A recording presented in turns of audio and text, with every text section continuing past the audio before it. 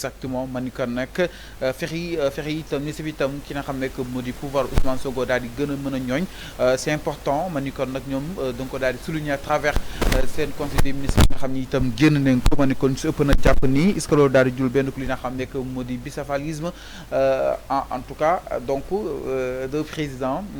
si benn réew noonu la ko sax Sénégal daal dina xam ne que moo di dàkkantele exactement par rapport yokk li nga xam ne que moo di pouvoir PM ana si ban côté la fa daal di war a mën a yokkee c'est important pour ñu daal di war a mën a marquer suñu curseur par rapport ak li nga xam ne que moo di augmentation du pouvoir du premier ministre waaye itam peut-être dans leur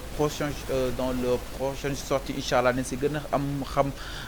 lu gën a yaatu xool exactement itam ana si ban anam li mu fas yéene daal di yokkee li nga xam ne que moo di les pouvoirs du PM maanaam pouvoir yi nga xam itam Ousmane Sonko mu ngi koy daal di am les pouvoirs du premier ministre justement au-delà jëmale si li nga xam ni itam moom la am si pouvoir administration bi maanaam li nga xam ne que moo di sa mainmise ki nga xam ne que moo di Bassirou Diomaye Diakhar Faye mi xaar itam ki nga xam ne que moo di pouvoir Ousmane Sonko gën a li nga xam ne que moo di yokk en tout cas d'après conclusion yi nga xam ni itam ñu ne tiré nañ ko si boobu li nga xam ne que moo di conseil des ministres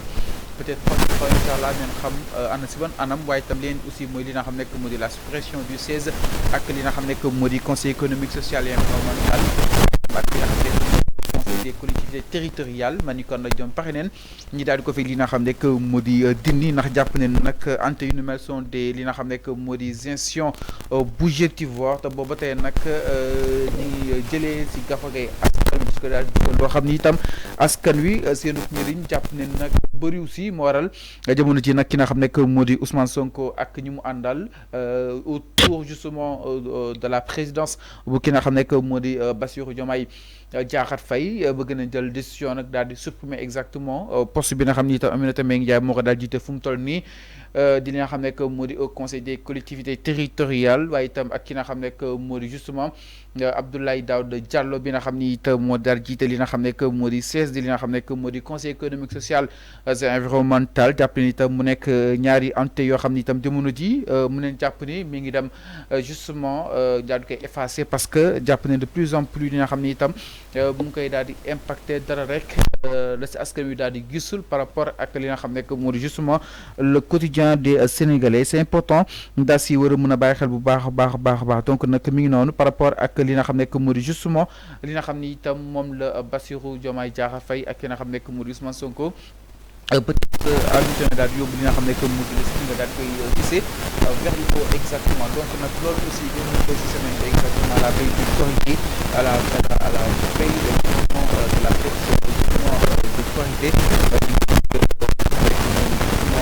Ousmane Sonko ak ki nga xam ne que moo di Bassirou Diomaye Diakhar Faye donc sans plus tarder chers téléspectateurs yegg si li nga xam ne que moo di donc Bassirou donc mi ngi noonu la ko daal di présider li nga xam ne que moo di en conseil des ministres alors donc ñu daal di yegg si exactement itam ba tey si une semaine au Sénégal yi gën a fës si li nga xam ne que moo di semaine bi fii Sénégal seen récap du jour bokk na itam par rapport ak li nga xam ne que moo di moom Bassirou Diomaye Diakhar Faye julleem gu njëkk fa nga xam ne itam mooy zaanu ko Masalikul fa nga xam ne itam mooy zaanu grande mosquée bu Dakar amal na ko fa alors mu daal di fay fekk nag li nga xam ne que moo di imam ratib bu li nga xam ne que moo di grande mosquée mu nekkoon ay moment mu nekkoon ay mois yu fort par compétition diggante ki nga xam ne que moo di le président Bassirou Diomaye Faye ak ki nga xam ne que moo di justement imam ratib bi war kon sax parti Pastef parce que suñuy xool daaw nag discours bi nga xam ne itam jógoon na fa maanaam xubba bi ren ci ute na trop si wàllu li nga xam ne que moo di lu nu mel loolu waral que ni peut-être Sénégal benn bopp kase la gis neen ki nga xam ne que moo di imam bi daal di li nga xam ne que moo di justement feggu ak ki nga xam ne que moo di le président nouvellement élu bi ki nga xam ne que moo di Bassirou Diomaye Diakhar Faye donc ñu daal di dem déglu li nga xam ne que moo di le discours du président encore une fois aussi loolu tamit partagé nañ ko durant cette semaine ki nga xam ne que moo di Bassirou Diomaye Diakhar Faye moom nee na baal na ñëpp waaye tam ku mu tooñ ku mu tooñ ak ku ko tooñul ak koy waaye tooñ ñëpp baal na leen exactement man ni kon mu nekk benn discours de fédérateur bi nga xam ne itam am na ko fa nga xam ne itam mooy daan grande mosquée bu Dakar Bassirou Diomaye Faye demander à chaque marabout et on peut dire à chaque autorité d'avoir, voilà, c'est le président de la République donc qui est là devant ce pupitre et certainement d'un moment à l'autre, il va délivrer son message. Assalamu alaikum wa rahmatullah. Je voudrais, avant de délivrer le message, saluer l'imam ratib de la grande mosquée de Dakar, saluer le grand sérigne de Dakar, saluer l'ensemble des fidèles qui sont venus accomplir la rituelle prière de l'Aïd el-Fitr du Koritegi. Rendre grâce à Dieu d'abord et dire mon immense plaisir d'avoir pu sacrifier à cette tradition avec les Sénégalais et dire que par la grâce de Dieu, nous avons pu commencer le jeûne, faire une campagne électorale paisible au Sénégal, faire une élection calme et sereine au Sénégal et choisir dans la paix le président de la République. Ce qui nous a valu le respect et l'admiration du monde entier. Rendre grâce à Dieu dans ce mois béni de Ramadan, qui est un mois de communion, de dévotion multipliée, mais surtout de dévotion acceptée et bénie. Priez que toutes ces dévotions-là soient la garantie d'un Sénégal de paix, d'un Sénégal d'unité, d'un Sénégal de cohésion sociale. Dire le pardon que j'accorde à tout le monde et demander de chacun et de chacune le pardon. Et demander à Dieu, subhanahu wa ta'ala, de nous pardonner tous et d'accepter notre jeûne et nos dévotions durant ce mois béni. Le Ramadan est un mois de convivialité et de solidarité. L'imam Ratib l'a rappelé dans son serment, l'importance de la solidarité, l'importance de la générosité entre concitoyens et l'importance de la consolidation de notre précieux vivre ensemble à travers cette solidarité agissante entre musulmans, mais aussi entre musulmans et catholiques, et plus globalement entre musulmans et tous ceux qui ont une autre confession. Nous devons dire que le Sénégal est un pays qui est un et indivisible. Il est de notre responsabilité collective et de notre responsabilité individuelle d'entretenir ce vivre ensemble qui fait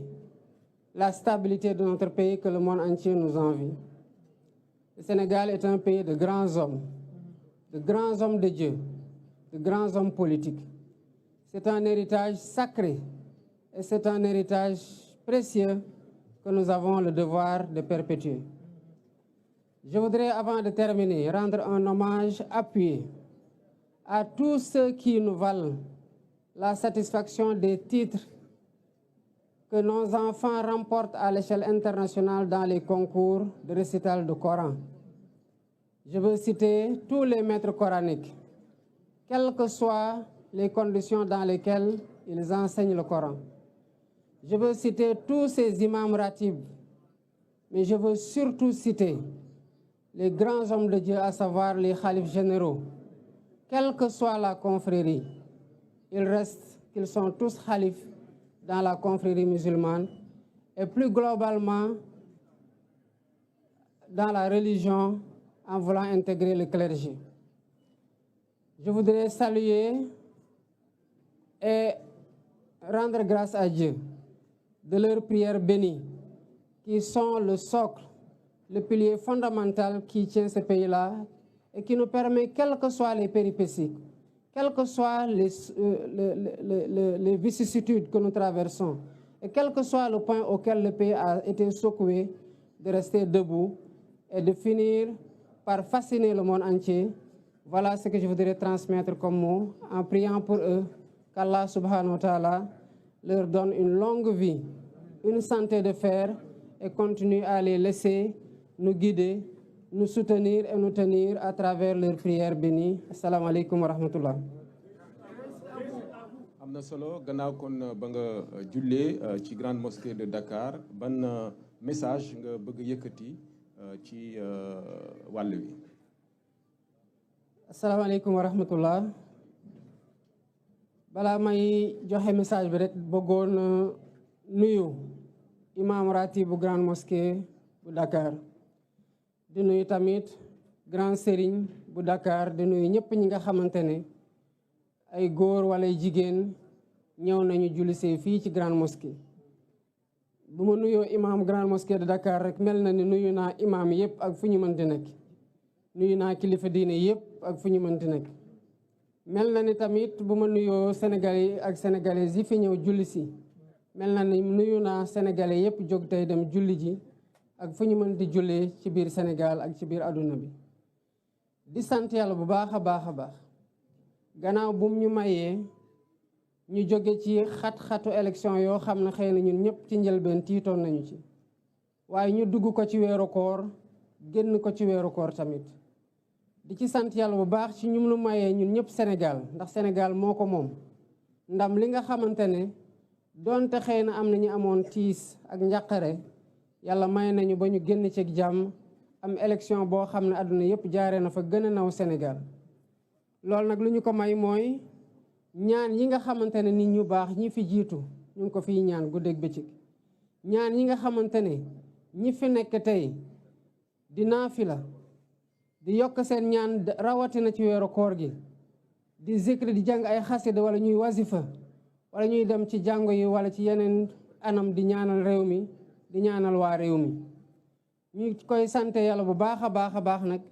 gannaaw bi xat-xat yooyu tombeeg weer wi nga xamante ne weer la boo xamante ne yàlla def ci ful lépp loo xamante ne ñaan la te gaaw nangu ko lool. di ñaanal ñi nga xamante ne nag ñooñu ma tudd noonu muy kilifa diine yi kilifa aada yi muy sénégalais yeeg sénégalais yëpp ak fépp fuñ di nekk di ñaanal réew mi di jóg guddeeg bëccëg suba ngoon di ko def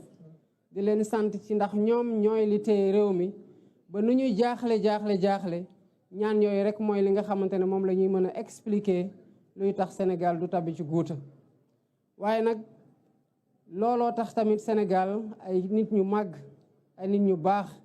yàgg fee dund yàlla wàccee leen fi muy xéewal ci réew mi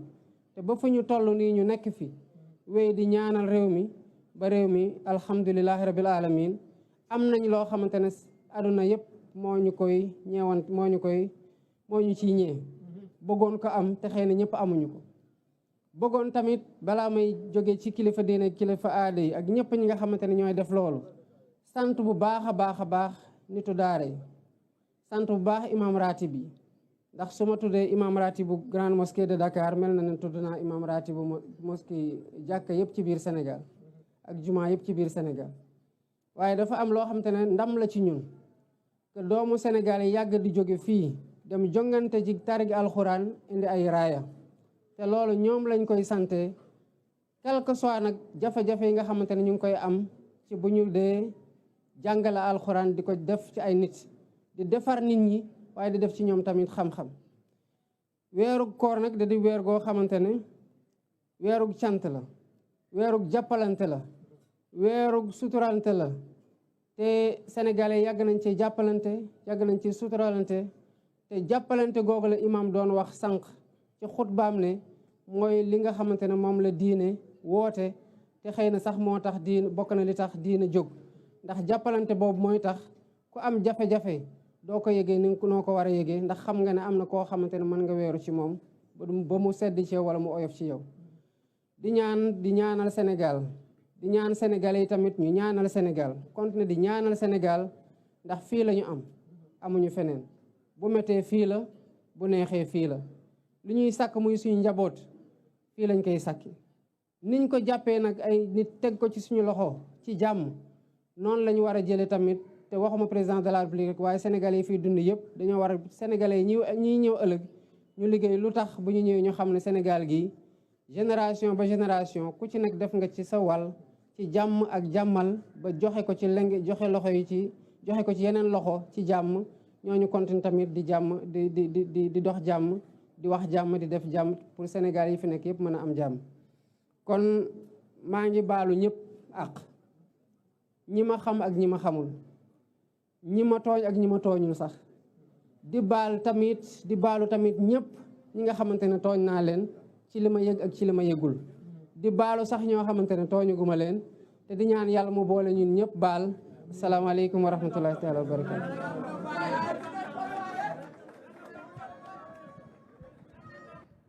kon loolu doon kàddu yi nga xam ne mi ngi tukkee si njiiti réew mi di président Bassirou Diomaye Diakhar Faye mi ngi nuyoo nag fi mu nekk nii ak grand serigne Ndakaaru ak imam ratib ak kilifa yi nga xam ne itam ñoom ñoo fi teew ñu nekk nag waxtaan woo xam ne ni Ibrahima gannaaw ba mu siyaare ñëpp ndokkeel ñëpp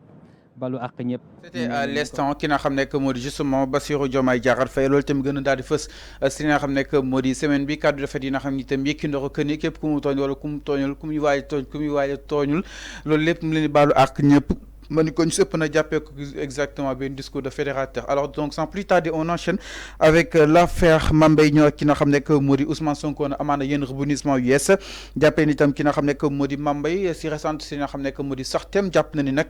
moom ak mbiram ak Ousmane Sonko na Cour des comptes seetal na ko moom ki nga xam ne que moo di Mame Mbaye Niang ñu si ëpp di daal di indi ab démenti kàddu yi nga xam ni itam yëkki na ko jógee fa nga xam ni itam justement c'est la Cour des comptes alors donc sans plus tarder de leen proposer exactement les éclairages bu ki nga xam ne que moo di Ngagne Demba Touré dina